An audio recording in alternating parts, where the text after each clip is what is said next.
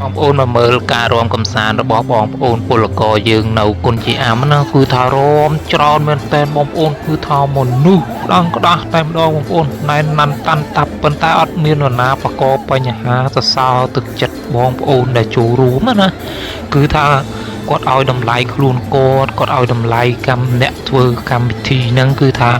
ហ្នឹងហើយគឺថាខ្មែរយើងគឺអាចធ្វើបានយើងអាចនិយាយបានថាគឺជាទង្វើល្អមួយណាគឺថាមករំរែកគឺអត់មានអ្នកណាមកបកកបញ្ហាគឺថារំកំសាន្តសប្បាយទាំងអស់គ្នាអញ្ចឹងណាហ្នឹងហើយគឺថានឹងសរសើរទឹកចិត្តផងគាត់ទាំងអស់គ្នាគឺថាមកទាំងប្រុសទាំងស្រីទាំងភេទទី3គឺថារំចូលគ្នាទាំងអស់គ្នាគឺថារំ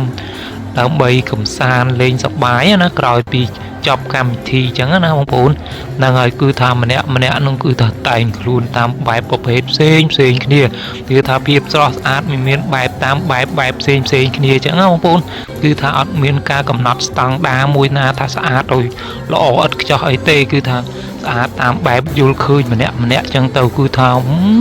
បងប្អូនហើយគឺថាសើទឹកចិត្តគាត់ហ្នឹងហើយគឺថាមករួមលេងកំសាន្តហើយអត់មានបកកបញ្ហាទៅដល់នៅការអ្នករៀបចំណាហើយគាត់ទៅសើណាលោកគ្រូតន្ត្រីករដែរគឺថា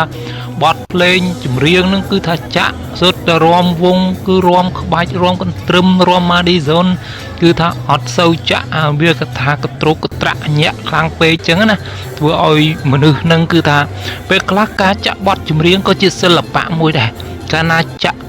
បទចម្រៀងដែលច្រៀងទៅគឺថាធ្វើឲ្យយើងនឹងចេះរួបរួមសាមគ្គីគ្នាអានឹងបទចម្រៀងនឹងគឺថាសប្បាយទាំងអស់គ្នាហ្មងប៉ុន្តែបទចម្រៀងខ្លះបើសិនជាយើងចាក់ឲ្យមនុស្ស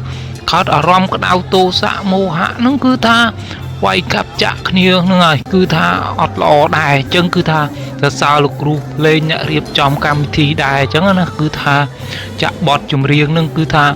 សូតបទប្រពៃណីផងហើយនឹងគឺថាបទដែលធ្វើឲ្យមនុស្សចេះរួបរวมគ្នាបងប្អូនហ្នឹងហើយបទចម្រៀងសំខាន់ណាបើសិនជាចាក់មិនត្រូវហ្នឹងគឺថាគឺថាវាយកាប់ចាក់គ្នាបកកបញ្ហាតើឥឡូវអញ្ចឹងគឺថាមនុស្សយើងគឺមានចិត្តគឺថាមានអារម្មណ៍អញ្ចឹងហើយគឺថា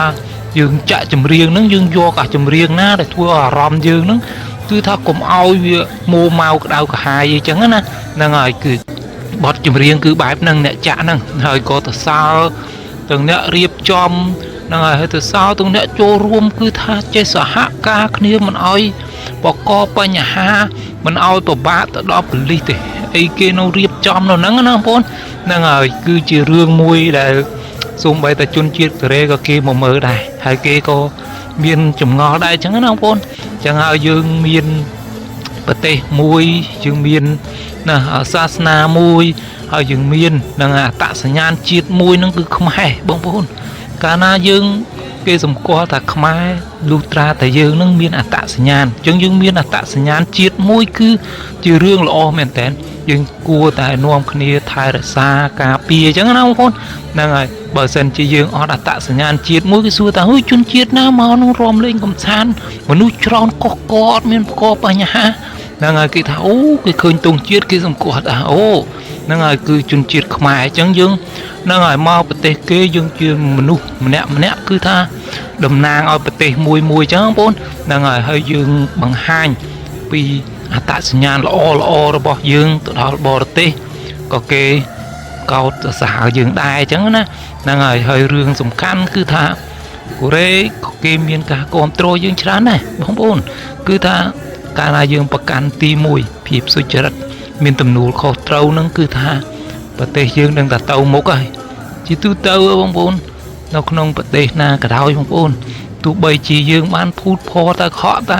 គេទេតែខ្ញុំទៅសើបងប្អូនខ្មែរយើងទៅសើប្រពៃណីទំនៀមទម្លាប់ខ្មែរយើងបងប្អូនខ្មែរយើងពេល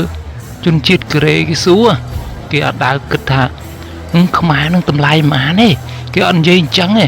ប៉ុន្តែខ្ញុំសូមនិយាយប្រទេសក្បែរខាងទៅចុះគឺថាជនជាតិកូរ៉េពេលដែលគេឮថាហោពលករមកពីខាងណាគាត់តែឈ្មោះថាអាហ្នឹងយើងខ្ជិលនិយាយឈ្មោះប្រទេសណាទៅដល់កូរ៉េគេសួរមើលតម្លៃប៉ុន្មានប៉ុន្តែខ្មែរយើងអត់ទេគឺថាគាត់រក្សាទំនៀមទម្លាប់ប្រពៃណីហ្នឹងគឺថាបានល្អប្រសើរអញ្ចឹងបងប្អូនគឺថា មនុស្សបងប្អូនតែមានភាពអៀនខ្មាស់មានហិរិអោតបៈណាមានការអៀនខ្មាស់នឹងបាបហ្នឹងគឺជារឿងល្អហើយហ្នឹងហើយចឹងបានថាជាចុងក្រោយហ្នឹងគឺថាអត់មានអីក្រៅពីថាទៅសើទឹកចិត្តលោកគ្រូអ្នកគ្រូហើយនឹងបងប្អូនដែលចូលរួមគឺថាឲ្យធ្វើអាកម្មវិធីហ្នឹងវាទៅរលូនណាខ្ញុំទៅឈរមើលហ្នឹងគឺថាអត់ទេទៅសើការចូលរួមផងបងប្អូនទាំងអស់គ្នាហ្នឹងគឺថាអត់ចេះនាំទុកទេណាបងប្អូនគឺមានទំនួលខុសត្រូវរៀងខ្លួន